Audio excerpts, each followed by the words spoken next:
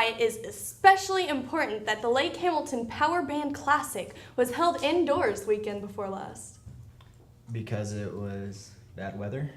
Because our drum majors are really good conductors. And that's really dangerous in lightning. The whole show band did really well, earning first place band, first place percussion, first place color guard, and other awards along with fifth place show band in finals competition. I told you they were good. Congrats show band on marching towards greatness. And congrats to our new student class cabinet. In case you were unaware, presiding over the senior class is Steve Lowry with Vice President Sam Carroll, Secretary Samantha Rutherford, and reporter Katie Martinez. Juniors, bowl down to the members of your cabinet. Bowl, cabinet, okay. JC Dodd is our president. Kenzie Freeland is our vice president. For secretary, we have Savannah Hibbs, and for reporter, MC Hancock. Okay, that was really rude. I'm sorry. I didn't get enough sleep last night. Adam, I don't think you're alone.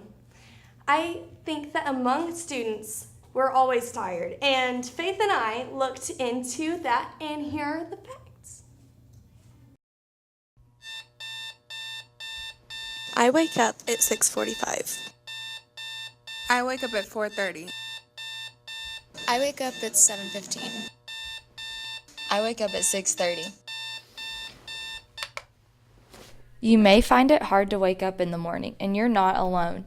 I definitely think there's a lot of people that aren't getting enough sleep because we're all coming to school tired and like falling asleep in classes. And I think that this is being our first year of AP classes is kind of hard on us because we're having to balance so many different things. With students having so much going on and little time to sleep, we talked to the experts about getting enough Z's and compared it to the reality of our sleep amount. Okay, so research shows that approximately 9 hours of sleep is what a teen requires. There have been some times when I've been up till like 2 a.m., 3 a.m. What could lack of sleep mean for victims of this issue? There's been some research that shows that teenagers with sleep deprivation are more likely to have injuries in sports. And then if you put a sleepy teenager behind the wheel, they're more likely to have motor vehicle accidents. Figuring out that sleep is absolutely essential. It's as important as eating or breathing. Sleeping is important. And also signs that you're more familiar with. First of all, you want to look at behavior. Sometimes these teenagers are more irritable, more moody. You want to look at school performance as well. If a teenager is constantly dozing off in class, they're having a hard time focusing. We'll see a decline in their school performance as well. I'm a cheerleader, and so we have practice every single day until like 5 o'clock or so.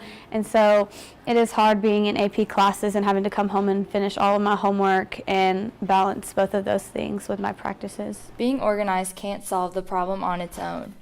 What high schools have done is started around 8:45, 9 o'clock, maybe somewhere in that time period, and they've seen some improvements in absenteeism, tardiness, and wakefulness in the classroom, and actually improved academic scores as far as ACTs. They've done research on that, and they've seen that these later school times have been beneficial for teenagers. But until then, prioritizing sleep and schoolwork is important for your health. I know that this is a major issue. So I think that organizing your studies will help a lot. Definitely don't let things pile up, like assignments pile up till one night, because I've definitely done that before and had like 10 assignments to do the next day, and that's definitely the worst. It's important. It's an important function of the body, and we need to respect it as that. Did you get that art club meeting November 3rd at 7:30 a.m.? If you're a member, you really need to attend.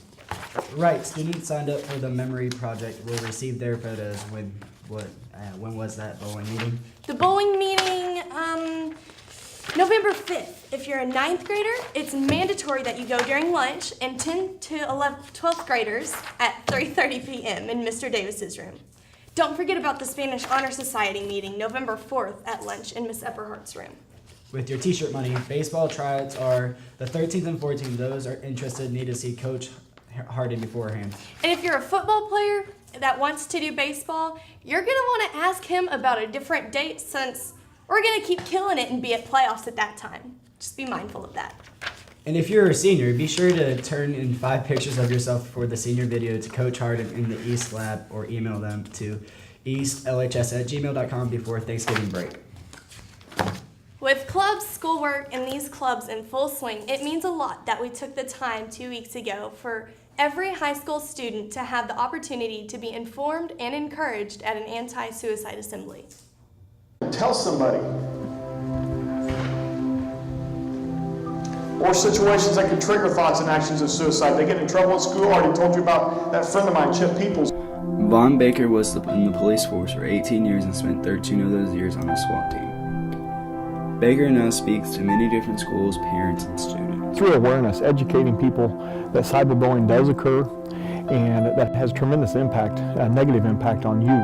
And so if we can educate people not only to become aware of it, but to say something about it, and then educate parents on how they can put monitors in place to monitor to see if their child is a victim or a perpetrator of cyberbullying by monitoring their child's computer or their cell phone. Made me more aware of, people and to watch for their activities and stuff.